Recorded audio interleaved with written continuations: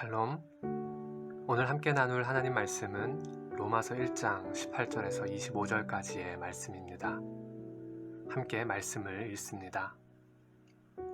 하나님의 진노가 불의로 진리를 막는 자들의 모든 불경건과 불의에 대해서 하늘로부터 나타납니다. 이는 하나님을 알만한 것이 그들 가운데 분명히 드러나 있기 때문입니다. 하나님께서 그들에게 그것을 명백히 보여주셨습니다.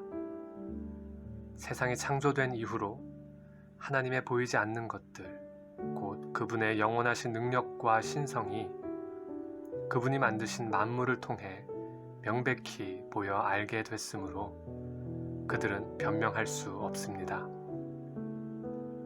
그들은 하나님을 알면서도 하나님을 영화롭게 하지도 않고 감사하지도 않았습니다. 오히려 그들의 생각이 허망해졌고 그들의 어리석은 마음은 어두워졌습니다. 그들은 스스로 지혜롭다고 하지만 미련하게 돼 썩지 않는 하나님의 영광을 썩어질 사람이나 새나 짐승이나 기어다니는 동물의 우상으로 바꾸었습니다. 그러므로 하나님께서는 그들이 마음의 정욕대로 살도록 더러움에 내버려 두시니 그들은 서로의 몸을 욕되게 했습니다. 그들은 하나님의 진리를 거짓과 바꾸고 창조주 대신 피조물을 경배하고 섬겼습니다. 하나님께서는 영원히 찬양받으실 분이십니다. 아멘. 아멘. 의인의 결국은 예수 그리스도를 믿는 믿음으로 말미암아 사는 것입니다.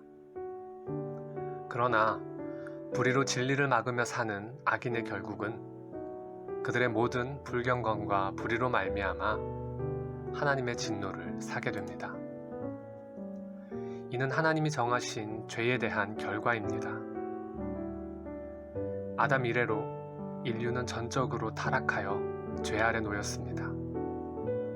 그래서 하나님께서 지으신 만물, 곧 하나님을 알만한 것이 인류 가운데 분명히 드러나 있었지만 또한 그것은 창조주 하나님을 드러내는 명백한 증거였지만 죄 아래 놓인 결과로 인해 하나님을 알만한 능력이 우리에게는 없습니다. 오직 하나님께서 그 선하신 뜻대로 주의 자녀로 택하시는 은혜로 말미암아 믿음으로 구원에 이르는 하나님의 선물을 누릴 수가 있게 되었습니다. 여호와께서 그에게 이르시되 두 국민이 내 태중에 있구나. 큰 자가 어린 자를 섬기리라 하셨더라.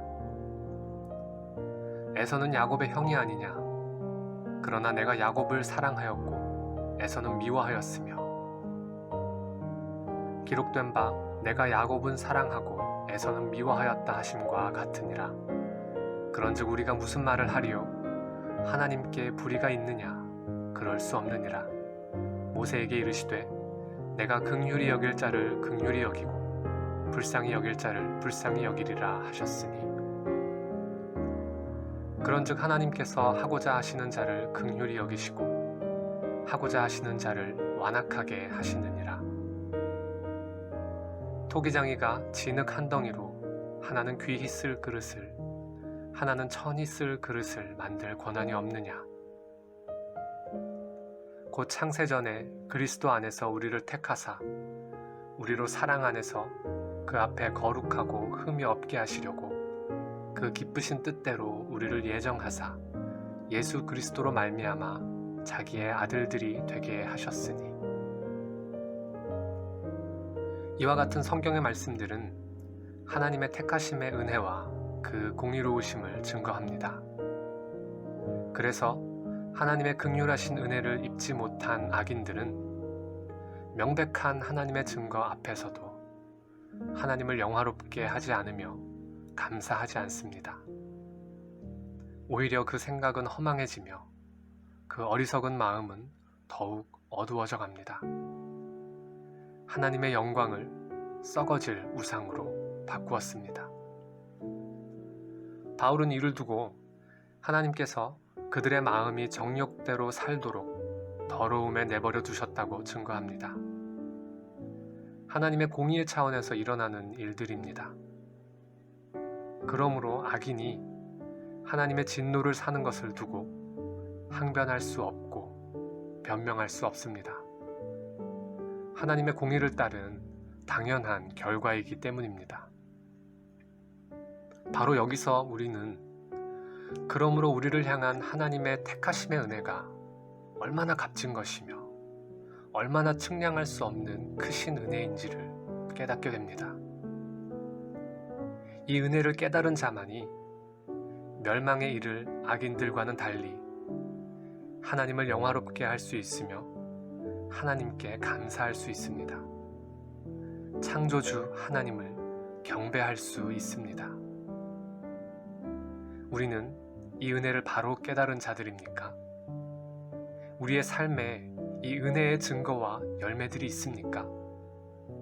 그래서 오직 하나님만을 찬양하고 예배하고 있습니까? 하나님께서는 영원히 찬양받으실 분이십니다. 아멘.